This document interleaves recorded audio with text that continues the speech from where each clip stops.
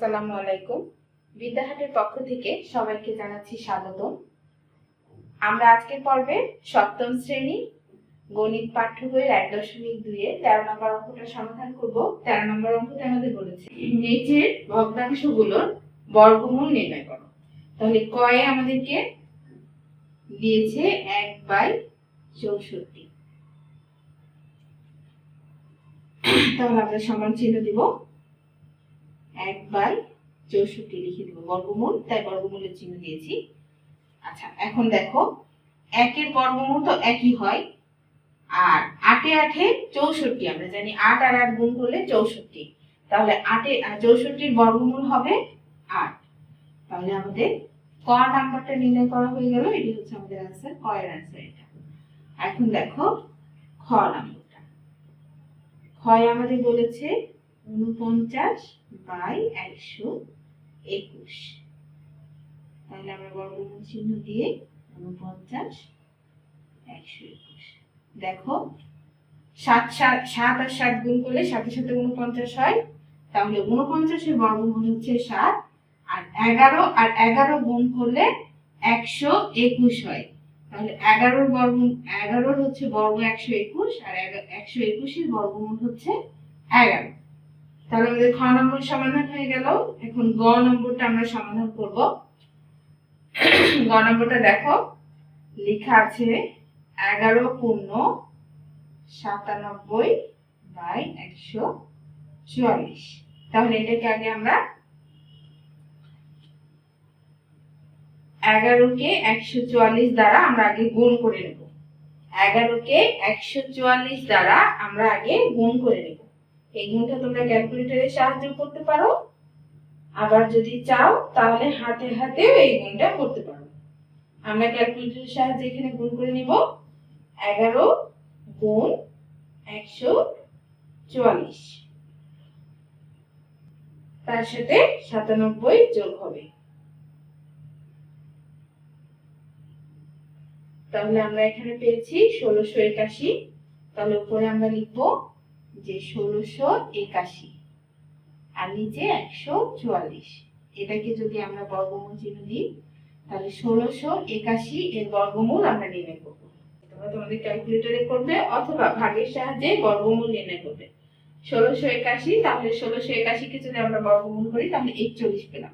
প্রথমে যদি আমরা সংখ্যাটাকে ভেঙে নিতে চাই, যেহেতু বড় সংখ্যা তাই আমরা এভাবে ভেঙে নিতে পারি যে ১৬৮১ বর্গমূল আমরা পেয়েছি ৪১। তাহলে ৪১ কে যদি ৪১ দিয়ে গুণ দেই তাহলে কি ১৬৮১ হয় না? তাহলে সেটা আমরা ভেঙে আগে লিখে দিলাম যে ৪১ কে ৪১ দিয়ে গুণ আগে দিলাম, তাই ভেঙেছি, ভেঙে এটা লিখেছি। কিভাবে করেছে আবারও বলছি, বর্গমূল করেছে আগে ১৬৮১ বর্গমূল বের করেছি। আমি ক্যালকুলেটরে বের করেছি, তোমরাও ক্যালকুলেটরে চাইলে বের করতে পারো বা ভাগের সাহায্যে বর্গমূল নির্ণয় করতে পারো। আমি আগের পর্বে ভাগের সাহায্যে বর্গমূল নির্ণয় করা শিখেছি, তোমরা সেই পর্বটা দেখে আসতে পারো। তো সেভাবে আমরা এখানে বর্গমূলটা নির্ণয় করব। এখন ৪১ বর্গমূল পেয়েছি ১৬৮১। তাহলে ৪১ কে আবার ৪১ দিয়ে যদি গুণ করি তাহলে আমরা কি পাবো? ১৬৮১ পাবো। এজন্য ৪১ গুণ ৪১ লিখেছি। আর ১২ কে যদি আমরা ১২ দিয়ে গুণ করি তাহলে ১৪৪ পাবো, অর্থাৎ ১৪৪ এর বর্গমূল হচ্ছে ১২। তাহলে আবার আগের মতো হচ্ছে দুইটা থেকে তাহলে আমরা একটা নিব, দুইটা ৪১ থেকে একটা ৪১, আর ১২ দুইটা থেকে একটা। তাহলে আমরা পেলাম ৪১/১২।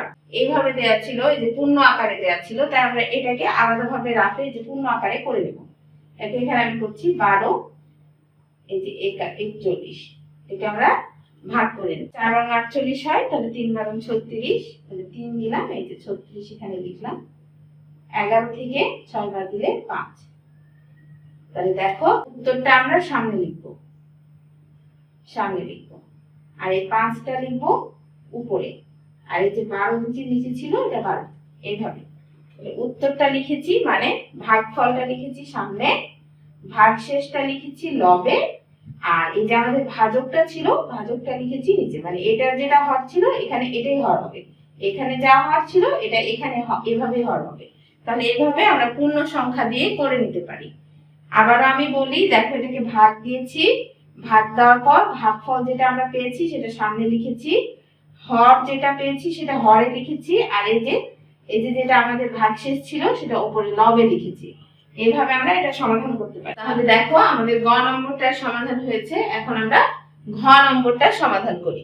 তাহলে ঘ নম্বরে আছে 32 পূর্ণ 241/324।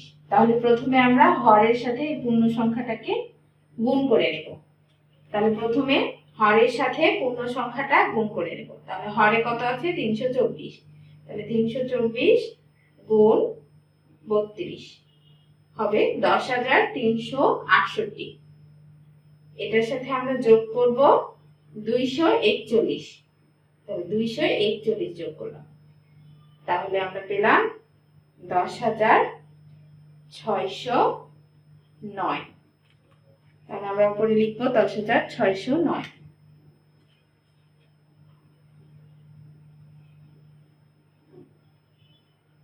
আর নিচে আমাদের ছিল 324।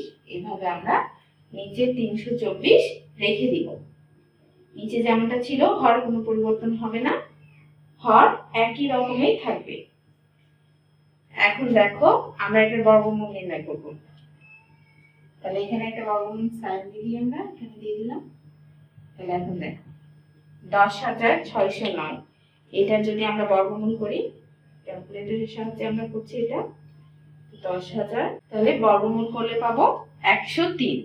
তার অর্থ হচ্ছে 103 কে যদি আমি 103 দিয়ে গুণ করি, 103 কে যদি 103 দিয়ে গুণ করি, তাহলে 10,609 পাবো। আর 324 কে যদি আমরা বর্গমূল করি, তাহলে কত পাবো? বর্গমূল 324 করলে আমরা 18 পাবো।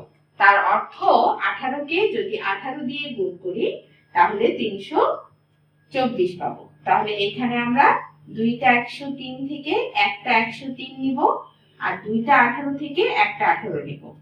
আচ্ছা, এখন হর যেহেতু ছোট আর লব যেহেতু বড়, তাহলে এই যে এরকম যেমন পূর্ণ আকারে ছিল ভগ্নাংশ, সেরকম ভাবে আমরা করে নিব।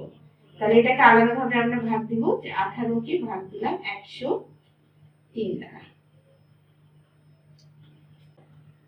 90। তাহলে এখানে আমাদের 3 আর এখানে 1। তাহলে আবার আমরা বলছি যে ভাগফলটা সামনে, ভাগশেষটা উপরে, আর এই ভাজকটা নিচে। আরো সহজ ভাবে এখানে যেটা হর আছে এখানে সেটা হর দিয়ে দিবা, এখানে নিচে যেটা হর আছে সেটা নিচে দিয়ে দিবা, আর যেটা ভাগফল পেয়েছি সেটা সামনে দিবা। তাহলে অবশিষ্ট কে থাকলো? ভাগশেষ থাকলো, তাহলে ভাগশেষটা উপরে দিয়ে দিবা। এভাবে নির্ণয় করা যায়। তাহলে দেখো আমাদের ঘ নম্বরটা আমরা সমাধান করেছি। আশা করি ঘ নম্বরটা তোমরা বুঝতে পেরেছো। আজকের মতো এই পর্যন্তই।